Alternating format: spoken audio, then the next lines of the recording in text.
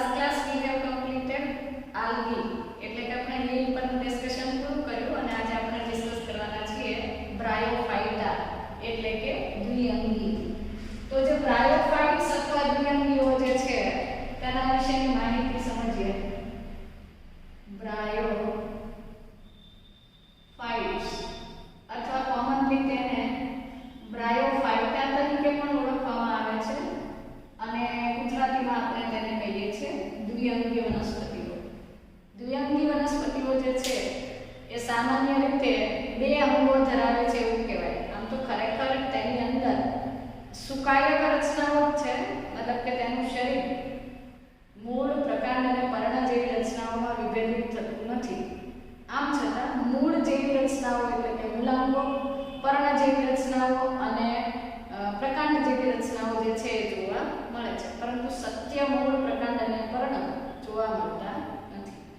તો બ્રાયોફાઇટા અથવા દ્વિઅંગીઓ જે છે, બ્રાયોફાઇટ્સ ઇન્ક્લુડ મોસીસ, આની અંદર મોસનો સમાવેશ થાય છે, ફ્યુનારિયા જે છે, મોસીસ and liverworts that are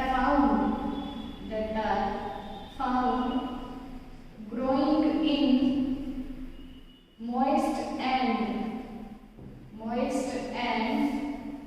shaded areas of hills. પહાડીઓ જે છે, પર્વતો અથવા પહાડીઓ જે છે તેના મોઇસ્ટ અને શેડેડ એરિયા. મોઇસ્ટ એટલે ભેજયુક્ત અને શેડેડ નો અર્થ છે છાયાપ્રિય, જે જગ્યાએ છાંયડો વધારે છે એવી જગ્યા. તો આ વનસ્પતિઓ એટલે કે દ્વિઅંગીઓ જે છે તેની અંદર મોસ અને લીવરવર્ડ્સ નો સમાવેશ થાય છે. ખરેખર તેના 3 જૂથ છે, પણ શરૂઆતમાં 2 જૂથ હતા.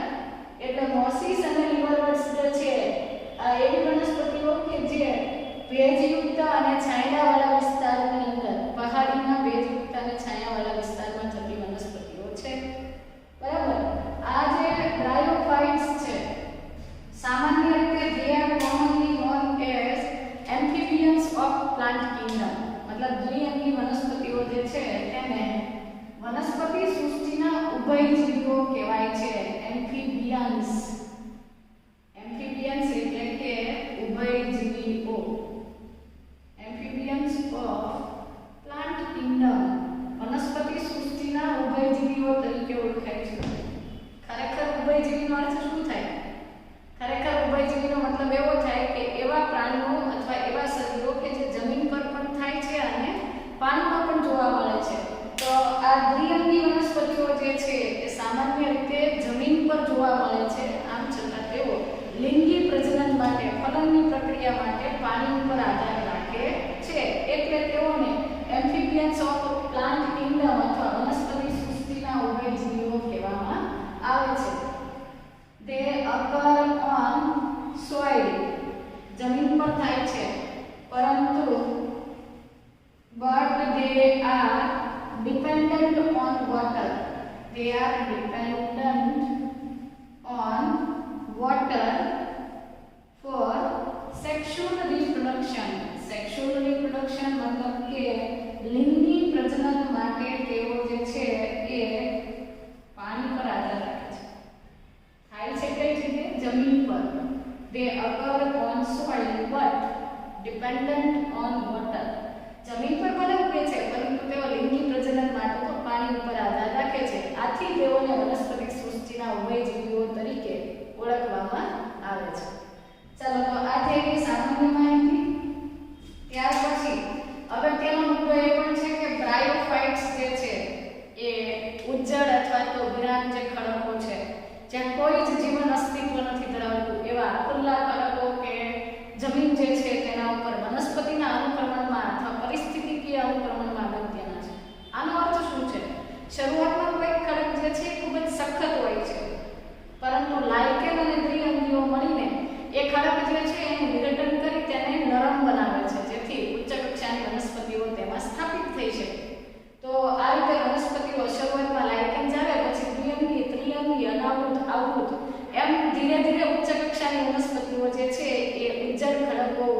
ઉગી શકે એ માટેની પૂર્વ તૈયારીઓ બ્રાયોફાઇટ્સ અથવા દ્વિઅંગીઓ કરે છે. તો they play an important role. They play an important role. Important role मतलब કે અગત્યનો ભાગ ભજવે છે, મહત્વનું પાત્ર ભજવે છે. They play an important role in plant succession. Plant succession मतलब વનસ્પતિનું અનુક્રમણ. વનસ્પતિના પરિસ્થિતિકીય અનુક્રમણ કે સંક્રમણ જે છે તેમાં મહત્વનો ભાગ ભજવે છે. આથી તેઓ પરિસ્થિતિ વિદ્યાની દ્રષ્ટિએ એટલે કે પર્યાવરણીય દ્રષ્ટિએ પણ બ્રાયોફાઇટ્સ અથવા દ્વિઅંગીઓ છે ખૂબ જ અગત્યનું જૂથ ગણાય છે. બરાબર. ચાલો તો આ થઈ ગઈ સામાન્ય માહિતી કે તેઓ સામાન્ય રીતે ક્યાં જોવા મળે છે. તો ફરી પાછું એકવાર યાદ કરીએ કે they generally occur in damp, moist અથવા આપણે એવું કહીએ કે humid and shaded localities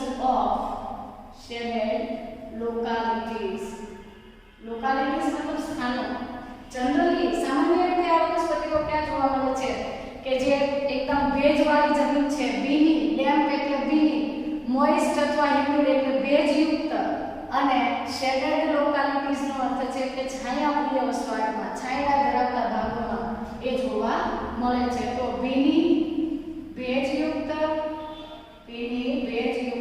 અને છાયાવાળી જગ્યાઓ પર, છાયાપ્રિય અથવા છાયાવાળી જગ્યા પર અથવા જમીન પર કે ખડકો પર દ્વિઅંગીઓ વસવાટ કરે છે.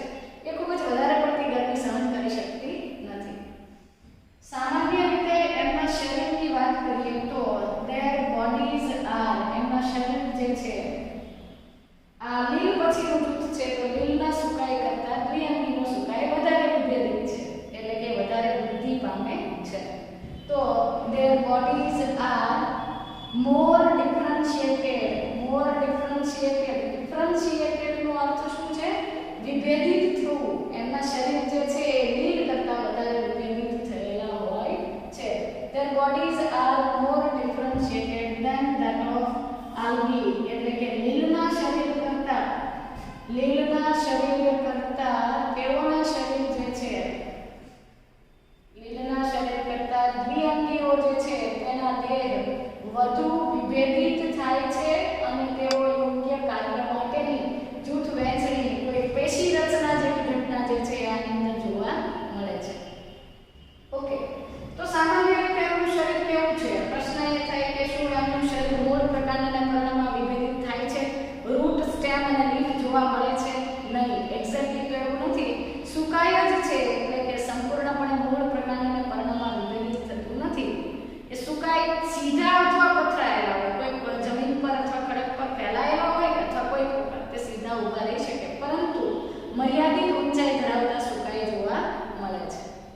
તો ચાલો એ પણ લખી દઈએ કે તે આ એમના શરીર જે છે એ થેલસ લાઇક એટલે કે સુકાઈ જેવા છે, સુકાય અથવા સુકાઈ જેવા, થેલસ લાઇક. પ્રોસ્ટ્રેટ એટલે પથરાયેલા અથવા ફેલાયેલા. એમના શરીર સુકાઈ જેવા, ફેલાયેલા અથવા ઇરેક્ટ એટલે કે સીધા અથવા ટટ્ટાર હોય છે. સો એ થેલસ જેવા છે એટલે સુકાય છે, સીધા અથવા પથરાયેલા શરીર છે. And they are attached with, attached થવું એટલે કે જોડાવું. they are attached with substratum. substrate એટલે કે આધાર, substratum એટલે કે આધાર સાથે જોડાયેલા રહે છે. they are attached with substratum by unicellular or multicellular rhizoids. એક કોષીય કે બહુકોષીય rhizoids દ્વારા. rhizoids એટલે શું? મૂળ જેવી રચના એટલે કે મૂલાંગો છે. દાખલા તરીકે ધારો કે આ કોઈ સુકાઈ છે અને આ સુકાઈ જે છે આમ પથરાયેલો સુકાઈ છે, તો આ સુકાઈ જે છે આધાર સાથે આવા મૂલાંગો એકચ્યુઅલી એ ખરેખર મૂળ નથી. હકીકતમાં એ મૂળ નથી પણ મૂળના જેવું કાર્ય રચના એટલે મૂલાંગો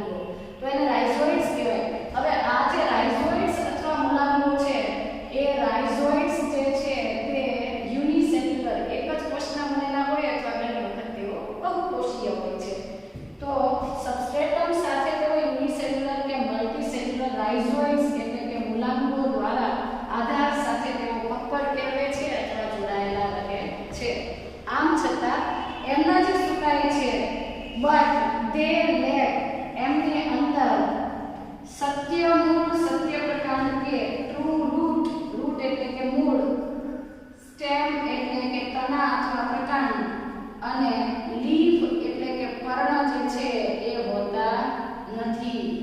they lack true root સાચા મૂળ સાચા પ્રકાંડ કે સાચા પર્ણ છે એ હોતા નથી. તેના બદલે રૂટના બદલે તેની અંદર રૂટ લાઇક સ્ટ્રક્ચર રૂટ જેવી રચના દાખલા તરીકે રાઇઝોઇડ્સ સ્ટેમના બદલે સ્ટેમ લાઇક સ્ટ્રક્ચર્સ એટલે કે પ્રકાંડ જેવી રચના અને લીફના બદલે લીફ લાઇક સ્ટ્રક્ચર એટલે કે પર્ણ જેવી રચનાઓ જોવા મળે છે. આ રીતે તેઓ સુકાઈ તરીકે જ અસ્તિત્વ ધરાવે છે, પરંતુ લીલની કમ્પેરિઝનમાં આ દ્વિઅંગીના સુકાઈ છે એ થોડા વધારે વિકસિત અથવા વધારે વિભેદિત થયેલા જોવા મળે છે. તો આ થઈ ગઈ સામાન્ય માહિતી કે બ્રાયોફાઇટ્સ જે છે તેની અંદર મોસ અને લિવરવર્ટ્સ જેવા જૂથનો સમાવેશ થાય છે અને સામાન્ય રીતે આ વનસ્પતિઓ ભેજયુક્ત અને છાયાપ્રિય વસવાટમાં જોવા મળે છે. એમને વનસ્પતિ સૃષ્ટિના એમ્ફિબિયન્સ કહેવાય છે. આ પોઈન્ટ જે છે એ સૌથી અગત્યનો છે. વારંવાર આના પરથી પ્રશ્ન પૂછાય છે. કેમ તેને ઉભયજીવી કીધા છે? Because they occur on soil એ જમીન પર વસવાટ કરે છે, પરંતુ લિંગી પ્રજનન માટે તેઓ પાણી પર આધાર રાખે છે. આથી તેઓને એટલે જરૂરી નથી કે બધી જ દ્વિઅંગી વનસ્પતિઓ જમીન પર જ થાય. કેટલીક વનસ્પતિઓ એવી પણ છે કે જે પાણીમાં જોવા મળે છે, પણ આમ છતાં જે પાણીમાં જમીન પર જોવા મળતી વનસ્પતિઓ છે તે ફલન માટે લિંગી પ્રજનન માટે પાણી પર આધાર રાખે છે. they play an important role in plant succession એટલે કે ખુલ્લા ખડકો જે છે બેર રોક અને સોઇલ જે છે બાર અથવા બેર રોક્સ એન્ડ સોઇલ્સ મતલબ એવી જગ્યાએ એવા ઉજ્જડ ખડકો કે જ્યાં કોઈ વનસ્પતિ કે પ્રાણીનું અસ્તિત્વમાં ન હતા એવી જગ્યાએ લાઇકેન સાથે મળીને દ્વિઅંગી વનસ્પતિઓ એ ખડક અથવા એ જમીનનું વિઘટન કરે છે, તેને નરમ બનાવે છે અને હાયર પ્લાન્ટ્સ એટલે કે ઉચ્ચ કક્ષાની વનસ્પતિઓને ત્યાં સ્થાન બક્ષે છે. આથી આ ઘટના એટલે અનુક્રમણ જે તમે આગળ 12th સાયન્સની અંદર ભણવાના છો. તો અનુક્રમણનો મહત્વનો છે. બીલી ભેજયુક્ત અને છાયાપ્રિય વસવાટમાં જોવા મળે છે. એમના શરીર છે આદિ કરતાં વધારે વિભેદિત થયેલા છે. સુકાઈ સીધા અથવા પ્રસરેલા હોય છે અને આધાર સાથે તેઓ એકકોષીય કે બહુકોષીય મૂલાંગો દ્વારા જોડાય છે. આમ છતાં તેમની અંદર સત્ય મૂળ પ્રકાંડ કે પર્ણ જોવા મળતા નથી. તેના બદલે મૂળ જેવા અંગો એટલે કે મૂલાંગો, પ્રકાંડ જેવા અંગો અને પર્ણ જેવી રચનાઓ જે છે તે જોવા મળે છે.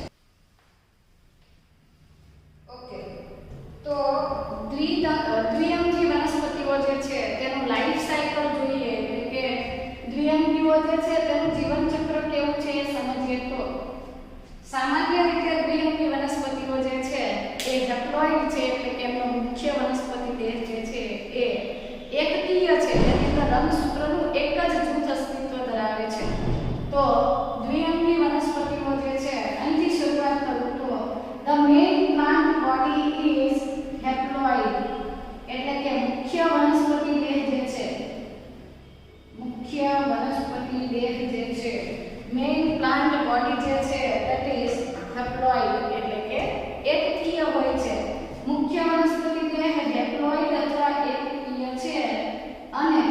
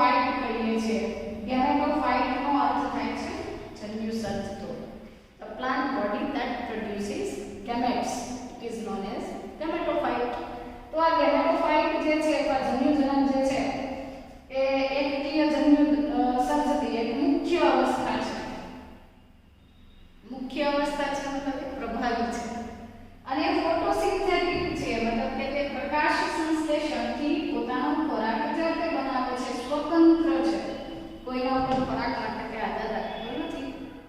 ઓકે, હવે આ જે એકકીય વનસ્પતિ દેહ છે તેની અંદર વાહક પેશીઓ હોતી નથી.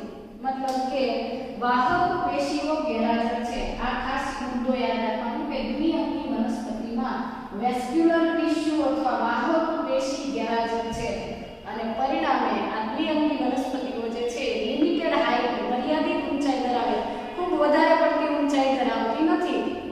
એ કેટલાક સેન્ટીમીટર સુધી વિકસે છે.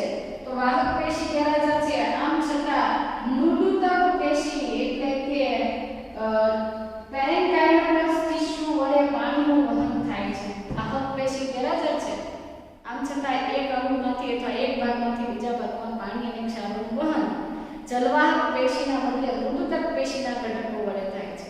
પેરેન્કાઇમસ ટિશ્યુ જે છે એની મદદથી આ જે ગેમેટોફાઇટ છે તેમાં પાણીનું વહન થાય છે. હવે લિંગી પ્રજનનની વાત કરીએ તો સેક્સ ઓર્ગન્સ જે છે, લિંગી અવયવો જે છે, લિંગી પ્રજનન માટેના જાતીય અંગો અથવા લિંગી અંગો જે છે કે આ મલ્ટી સેલ્યુલર એટલે કે બહુકોષીય હોય છે. લિંગી પ્રજનન અંગો મલ્ટી સેલ્યુલર અથવા તો બહુકોષીય હોય છે અને એ અંગો આ ગેમેટોફાઇટ પર જ સર્જાય છે, જેને આપણે કહીએ છીએ આર્કિગોનિયા અને એન્થ્રેડિયમ. તો આ સેક્સ ઓર્ગન્સ અથવા તો જાતીય અંગો કે લિંગી અંગો જે છે તેના બે પ્રકાર છે. નર જનન અવયવ જે છે અથવા નર જાતીય મેલ સેક્સ ઓર્ગન જે છે તેને કહેવાય છે એન્થ્રેડિયમ.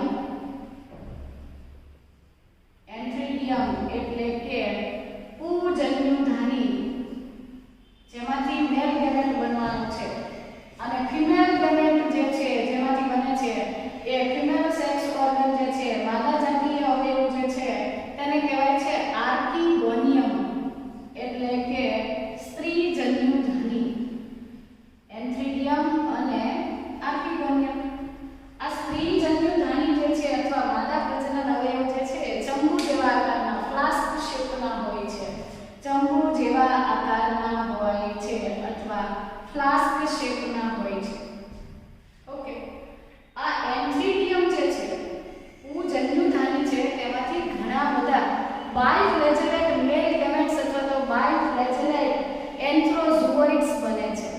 તો આ જે મેલ સેક્સ ઓર્ગન છે તેની અંદરથી અહીંયા લખી દઉં તો બાયફ્લેજેલેટ બે કશા ધરાવતા બાયફ્લેજેલેટ એન્થ્રેડિયમ અથવા એન્થ્રોઝોઇડ્સ બને છે. એન્થ્રોઝોઇડ્સ બને છે જેને આપણે કહીએ ચલ પૂજન્યુઓ. તો આ દ્વિકશાધારી બે કશા ધરાવતા ચલપૂજન્યુઓ જે છે એ બને છે. ઘણા બધા બને છે. ફરીથી મુખ્ય વનસ્પતિ દેહ જે હતો એ એકકીય હતો, પ્રકાશ સંશ્લેષી હતો, મુક્તજીવી હતો, મતલબ બીજા પર આધાર રાખતો નથી. અને એની અંદર વાહક પેશી એટલે કે વેસ્ક્યુલર ટિશ્યુ, જલવાહક અને અનુવાહક હોતું નથી. એટલે મર્યાદિત ઊંચાઈ ધરાવે છે અને મૃદુતક પેશી વડે પાણીના વહનનું કાર્ય થાય છે. આ જન્યુજનક દેહ ઉપર જ લિંગી પ્રજનન અવયવો બને છે અને એ જાતીય અંગો અથવા લિંગી અંગો જે છે એ બહુકોષીય હોય છે, ઘણા બધા કોષોથી બનેલા હોય છે. લેટ્સ સે કે આ એન્થ્રેડિયમ છે તો આની અંદર ઘણા બધા સેલ્સ છે અને આ એન્થ્રેડિયમ આ રીતનો આકાર ધરાવે છે. અને ધારો કે આ આર્કિગોનિયમ છે તો આર્કિગોનિયમ જે છે એ પણ ઘણા બધા કોષોથી બનેલું હોય છે. સ્ત્રીજન્યુધાની છે તેમાંથી એક જ અંડક બને છે અથવા એક જ અંડકોષ બને છે. It will give rise to only one female gamete, only one egg cell. મતલબ કે માત્ર એક જ અંડકોષ બને છે, એક કરતા વધારે અંડકોષ બનતા નથી, જે અચલિત હોય છે અને કદમાં મોટો હોય છે. જ્યારે આર્કિગોનિયમના બદલે એન્થ્રેડિયમ જે છે ચલપૂજન્યુધાની છે એમાંથી ઘણા બધા પૂજન્યુઓ બને છે, ચલિત પૂજન્યુઓ બને છે જેને આપણે કહેતા ચલપૂજન્યુઓ. ધારો કે આ ચલપૂજન્યુઓ બે કશા ધરાવતા હતા અને ધારો કે કોઈને એવું કરી લો કે આ એક ચલપૂજન્યુ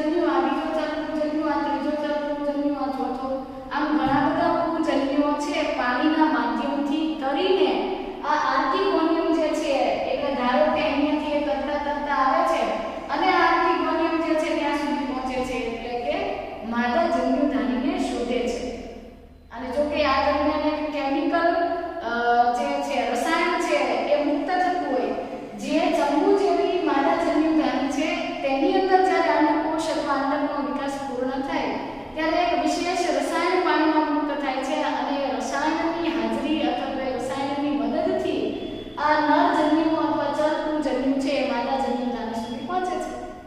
ઓકે, તો આપણે અહીંયા એવું લખી દઈએ કે મેલ જે ગેમેટ અથવા તો બાયફ્લેજેલેટ એન્થ્રોઝોઇડ્સ છે પાણીના માધ્યમમાં તરીને માદાજન્યુ નાની સુધી પહોંચે છે અને ત્યાર પછી માદાજન્યુ નાનીની અંદર રહેલો જે અંડકોષ છે તેને ફલિત કરે છે.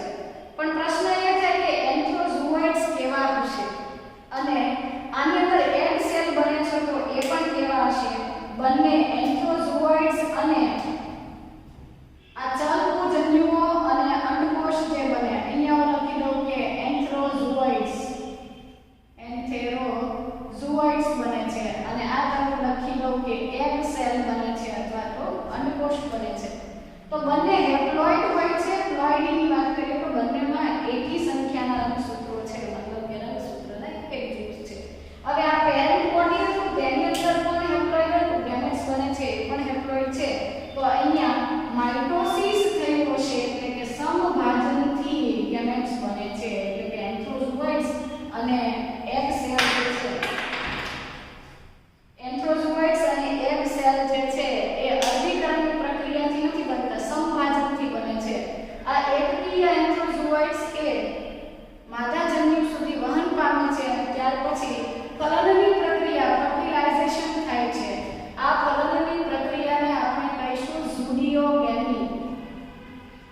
હવે અહીંયા લખી દઉં કે ઝુડિયોગેમી એટલે શું. ઝુડિયોગેમી એને કહેવાય કે ચલિત નરજન્યુ જે છે, ચલિત નરજન્યુ જે છે એ અચલિત માદાજન્યુને ફલિત કરે છે. અચલિત માદાજન્યુને ફલિત કરે છે. ખરેખર તો આ પ્રકારની પ્રજનન પદ્ધતિ જે છે તેને ઉગેમસ પ્રકારની પ્રજનન પદ્ધતિ કહી શકાય. ઉગેમસ પ્રકારની પ્રજનન પદ્ધતિ આપણે લીલમાં સમજ્યા હતા અને એની અંદર એવું હોય કે ઉગેમસ કોને કહેવાય કે જેની અંદર નરજન્યુ નાના હોય, ચલિત હોય, સંખ્યામાં વધારે હોય. માદાજન્યુ કદમાં મોટા હોય, સંખ્યામાં 1 અથવા 2 હોય અને અચલિત હોય. અહીંયા પણ એવું જ છે, ઘણા બધા ચલકુજન્યુ બને છે, માદાજન્યુ એક જ બને છે. ચલકુજન્યુ કશા બે કશા ધરાવતા હોવાને કારણે ચલિત છે, ત્યારે માદાજન્યુ કેવો છે? અચલિત છે. તો આ ચલિત નરજન્યુઓ માદાજન્યુને ફલિત કરે. આ ફલનનો પ્રકાર ઝુડિયોગેમી છે. આમાં પરાગનલિકા નથી વિકસતી. પરાગનલિકા વિકસે ત્યારે આપણે કહીશું સિફોનોગેમી. આ ઝુડિયોગેમી પ્રકારે ફલન થાય છે અને આ પ્રજનન પદ્ધતિને આપણે ઉગેમસ અથવા અંડજન્યુક પ્રકારની પદ્ધતિ કહીએ. અહીંયા સર્જાતા જન્યુઓ પ્રજનન કોષો અંડજન્યુક પ્રકારના છે. એક નરજન્યુઓ નાના છે, ચલિત છે અને ઘણી સંખ્યામાં છે, ત્યારે માદાજન્યુ કદમાં મોટા, અચલિત અને ઓછી સંખ્યામાં 1 અથવા 2, સામાન્ય રીતે એક જ બને છે. ઓકે, ફલનની પ્રક્રિયાથી ડિપ્લોઇડ ઝાયગોટ બને છે એટલે કે દ્વિકીય યુગ્મનજ જે છે એ બને છે. ઝાયગોટ અથવા યુગ્મનજ જે છે, ઝાયગોટ અથવા યુગ્મનજ જે છે તરત જ અર્ધીકરણથી આવો જે મુખ્ય વનસ્પતિ દેહ હતો એકકીય વનસ્પતિ દેહ એ બનાવતો નથી. તેના બદલે ઝાયગોટ જે છે that will undergo માઇટોસિસ એટલે કે સમસૂત્રી ભાજન. માઇટોસિસ અથવા સમસૂત્રી ભાજનથી ઘણા બધા ડિપ્લોઇડ સેલ્સ ધરાવતો એક જથ્થો બનાવે છે અને આ જથ્થાને આપણે કહીશું સ્પોરોફાઇટ. તો સ્પોરોફાઇટ જે છે એ આના પર ખોરાક માટે આધાર રાખે છે અને આ ઘટના અથવા તબક્કો એના જીવનનો આ તબક્કો છે તેને આપણે કહીએ છીએ બીજાણુજનક તબક્કો. બીજાણુજનક અવસ્થા કેવી છે? ડિપ્લોઇડ છે, દ્વિકીય છે એટલે કે ટ્રાઇઝેન પ્રકારના રંગસૂત્ર ધરાવતા કોષો છે અને સંભાજનથી સર્જાના છે. બરાબર. ફલનથી ફલિતાંડ દ્વિકીય બન્યું છે, તેની અંદર અર્ધીકરણ થવાના બદલે સંભાજનથી કેટલાક કોષોનો જથ્થો બન્યો જેને આપણે કીધું સ્પોરોફાઇટ અથવા બીજાણુજનક. આ બીજાણુજનક જે છે it is not free living, મતલબ કે મુક્ત રીતે જીવન મુક્ત જીવી નથી. ઇટ ઇઝ નોટ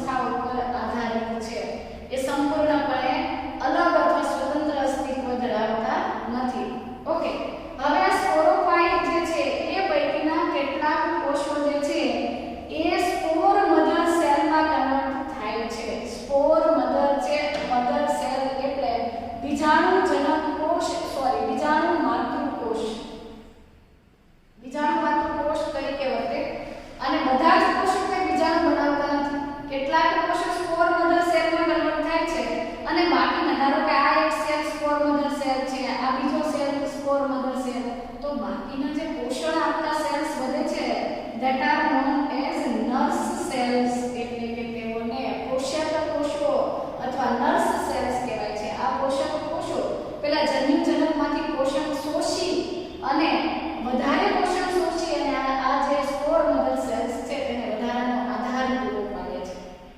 તો આ રીતે બીજાણુજનકનું નિર્માણ થયું। કેવી રીતે? ઝુડિયોગેમિક પ્રકારે ફલન થયું, યુગ્મનજમાં સમવાજન થવાના લીધે ઘણા બધા દ્વિતીય કોષોનો જથ્થો બન્યો। આને આપણે કીધું બીજાણુજનક। બીજાણુજનક સ્વતંત્ર નથી, પરંતુ એ ખોરાક માટે, ધારો કે આ આર્કિગોનિયમ છે અથવા તો આ માદા જન્યુધાની છે, તો આની અંદર જ આ બીજાણુજનક બને છે અને તે આમાંથી જ પોષણ મેળવે છે। એ સ્વયંપોષી નથી, એ જન્યુજનક પર આધારિત છે। ત્યાર પછી બીજાણુજનકના કેટલાક કોષો છે સ્પોર મધર સેલમાં કન્વર્ટ થાય છે અને બાકીના કોષો નર્સ સેલ તરીકે વર્તી આ સુકાઈમાંથી શોષેલું પોષણ જે છે આ પોષણ પૂરું પાડે છે। then after this spore mother cells બીજાણુજનક કોષો જે છે એ અર્ધીકરણ પામે છે, એટલે કે મિયોસિસ થાય છે। સ્પોર મધર સેલ ડિપ્લોઇડ હોય છે, તેઓ અર્ધીકરણની પ્રક્રિયાથી એકકીય સ્પોર બનાવે છે, એટલે કે બીજાણુ બનાવે છે। અને આ એકકીય બીજાણુ જે છે એ અનુકૂળ પરિસ્થિતિ જે છે, યોગ્ય પરિસ્થિતિની અંદર તેઓ અંકુરિત થાય છે, એટલે કે they will germinate થવું એટલે કે તેઓ અંકુરિત થાય છે અને અંકુરિત થઈને તેઓ આવો નવો સુકાઈ જે છે ગેમેટોફાઇટ જે છે એ બનાવે છે, એટલે કે તેઓ નવા જન્યુજનક અવસ્થા જે છે તેનો વિકાસ કરે છે અને આ રીતે તેઓ લાઈફ સાયકલ જે છે પૂરું થાય છે। આમ છતાં કેટલાક ઉદાહરણ જેમ કે મોસ એવી છે કે જેની અંદર ડાયરેક્ટ સુકાઈ બનવાના બદલે પ્રોટોનીમા અથવા પ્રતંતુ બને છે, પરંતુ એ જ્યારે આપણે મોસ ડિસ્કસ કરીશું ત્યારે ફરી પાછું એનું લાઈફ સાયકલ જોઈશું। અત્યારે આપણે ઇન જનરલ ડિસ્કશન કર્યું કે આની અંદર ઝુડિયોગેમિક પ્રકારનું ફલન છે, સર્જાતા જન્યુઓ ઉગેમસ ટાઈપના છે, એટલે કે નર જન્યુ બનમાં નાના અને ચલિત છે, માદા જન્યુ મોટા અને અચલિત અથવા સ્થાયી છે। ફલનથી સર્જાયેલો યુગ્મનક છે સંવાજનથી બીજાણુજનક બનાવે છે, પરંતુ બીજાણુજનક સ્વતંત્ર નથી, એ ખોરાક માટે જન્યુજનક પર નિર્ભર રહે છે, પ્રકાશ સંશ્લેષી નથી। એમાંના કેટલાક કોષો સ્પોર મધર સેલ અથવા તો બીજાણુમાત્ર કોષમાં કન્વર્ટ થયા, બાકીના કોષો નર્સ સેલ તરીકે વર્તી તેને આધાર આપે છે। અર્ધીકરણથી તેમાંથી સ્પોર અથવા બીજાણુઓ બને છે અને સર્જાયેલા બીજાણુઓ યોગ્ય પરિસ્થિતિમાં અંકુરિત થઈ અને થેલસ એટલે કે સુકાઈ બનાવે છે। સુકાઈ ધીરે ધીરે સમવાજનથી વૃદ્ધિ પામતા જાય છે અને મુખ્ય વનસ્પતિ દેહ હતો એવો ગેમેટોફાઇટ જે છે ફરીથી વિકસાવે છે। આ રીતે આપણું જીવનચક્ર જે છે સતત ચાલતું રહે છે। પણ યાદ રાખવા જેવો વિશેષ મુદ્દો એ છે કે દ્વિઅંગી વનસ્પતિમાં મુખ્ય અવસ્થા પૂછે તો મુખ્ય અને પ્રભાવી અવસ્થા છે ગેમેટોફાઇટિક સ્ટેજ, એટલે કે જન્યુ સર્જતી અવસ્થા, જન્યુજનક અવસ્થા જે છે એ મુખ્ય છે અને બીજાણુજનક અવસ્થા છે એ ગૌણ છે અને પરાવલંબી છે, જાતે પોતાનું પોષણ પ્રાપ્ત કરી શકતી નથી। તો આ થઈ ગયું દ્વિઅંગી વનસ્પતિનું જીવનચક્ર। હવે દ્વિઅંગી વનસ્પતિઓ જે છે તેનું આર્થિક અગત્ય અથવા ઇકોનોમિક ઇમ્પોર્ટન્સ જે છે, આર્થિક અગત્યતા જોઈએ તો આર્થિક અગત્યતા અથવા ઇકોનોમિક ઇમ્પોર્ટન્સ ઓફ બ્રાયોફાઇટ્સ, દ્વિઅંગીઓની આર્થિક અગત્યતા કઈ રીતે વનસ્પતિઓ આપણને ઉપયોગી છે? તો પહેલો ઉદાહરણ લઈ શકીએ આપણે ખોરાક તરીકે। કેટલીક દ્વિઅંગી વનસ્પતિઓ એવી છે કે જે કેટલાક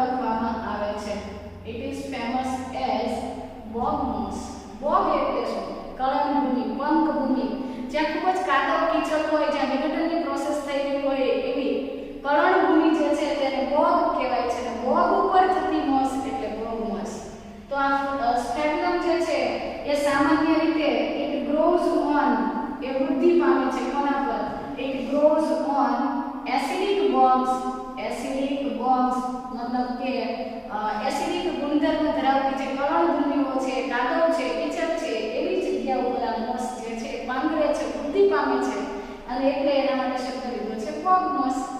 આ બોગ મોસ જે છે એ કેટલીક વખત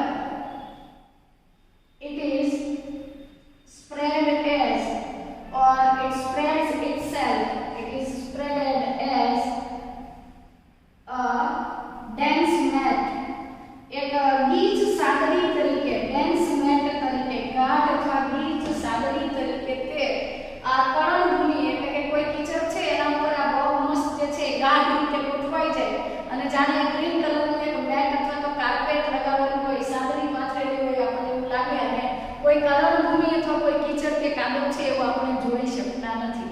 તો it is spreaded as a mat or dense mat on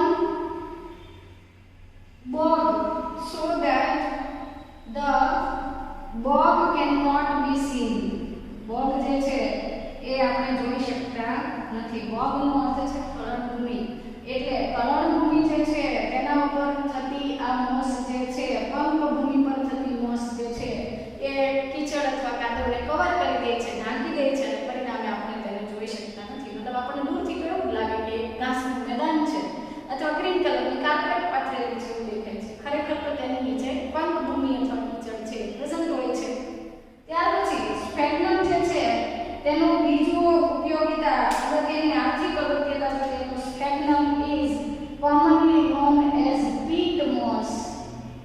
સ્ફેગ્નમની કેટલીક જાતિઓ જે છે પીટ મોસ તરીકે, પીટનો અર્થ છે કોલસો, અશ્મિ બળતણ, તો જે શુષ્ક અથવા તો શુષ્ક મોસ જે છે અથવા સ્ફેગ્નમ જે છે, શુષ્ક ફેગ્નમ એ સામાન્ય રીતે આપણે પંકભૂમિ અથવા કળણભૂમિ પર આ મોસ જે છે એ પથરાયેલી હોય, પછી તેમાંથી પાણી દૂર થઈ જાય અને સુકાઈ જાય છે તો બાકી વધેલી જે બોગ મોસ જે છે એ શુષ્ક સ્ફેગ્નમ જે છે એ અશ્મિ બળતણ તરીકે એટલે કે ફોસિલ ફ્યુલ તરીકે વર્તે છે, અશ્મિ બળતણ તરીકે વપરાય છે અને તેના દહનથી આ પીટ મોસ જે છે એનું આપણે કમ્બસ્ટન કરીએ, દહન કરીએ તો તેમાંથી આપણને પીટ ટાર જે છે એ મળે છે.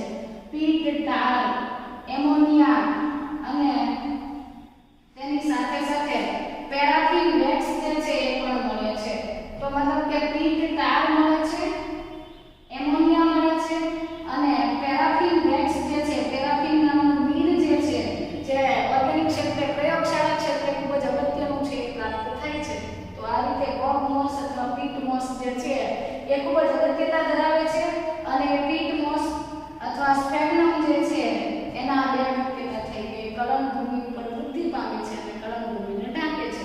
ત્યાર પછી એ કોલસા તરીકે વર્તે છે, અશ્મિ બળતણ તરીકે વર્તી અને આપણને એમોનિયા અને પેરાફિન જેવી ઉપનિપજો પ્રાપ્ત કરાવે છે. ત્યાર પછી સ્ફેગ્નમ જે છે એ ભેજ ધારણ ક્ષમતા અથવા જલ ધારણ ક્ષમતા અથવા આપણે એવું કહીએ કે વોટર હોલ્ડિંગ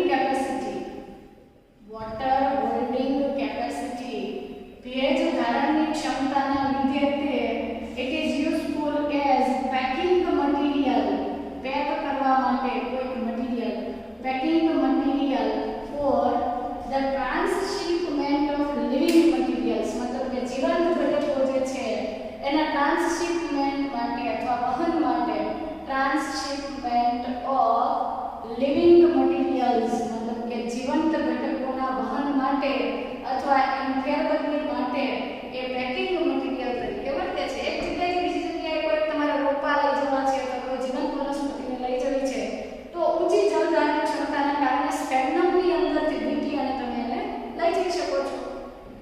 ત્યાર પછી મોસિસની વાત કરીએ તો along with lichens mosses are the first organisms, પહેલા જીવંત સજીવો છે, first organisms to colonize the rocks. લાઇકેનની સાથે, લાઇકેન પહેલા જાય છે, લાઇકેન પછી દ્વિઅંગીઓ આવે છે. લાઇકેન સાથે મળીને મોસિસ જે છે એ જે ખુલ્લા અથવા ઉજ્જડ ખડકો છે ત્યાં અસ્તિત્વ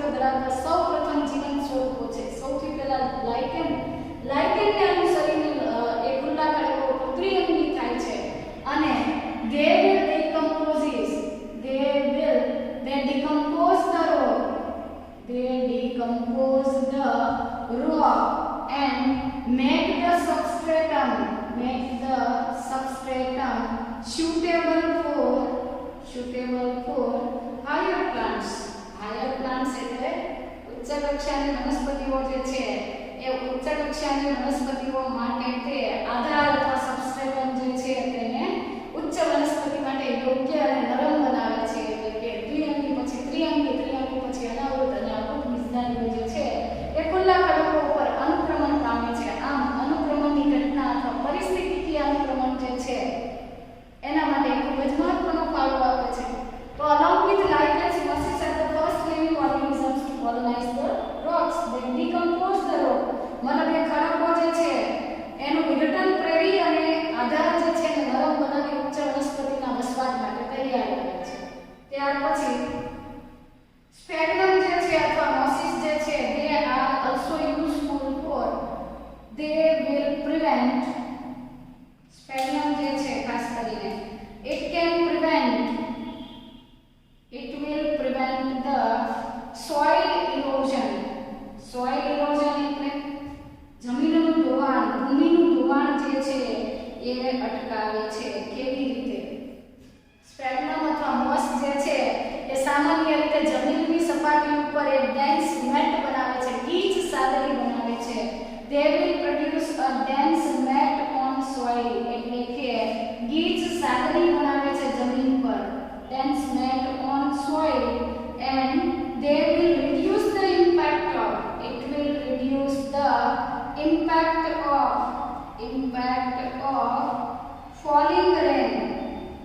falling rain and thereby it will prevent the erosion. મતલબ કે વરસતો વરસાદ જે છે તેની અસરને તે ઘટાડે છે અને તેનાથી જે ધોવાણ થવાની શક્યતા છે, જમીનનું ધોવાણ થવાની જે સંભાવના છે તેને ઘટાડે છે. આ રીતે તે જમીનનું ધોવાણ પણ અટકાવી શકે છે.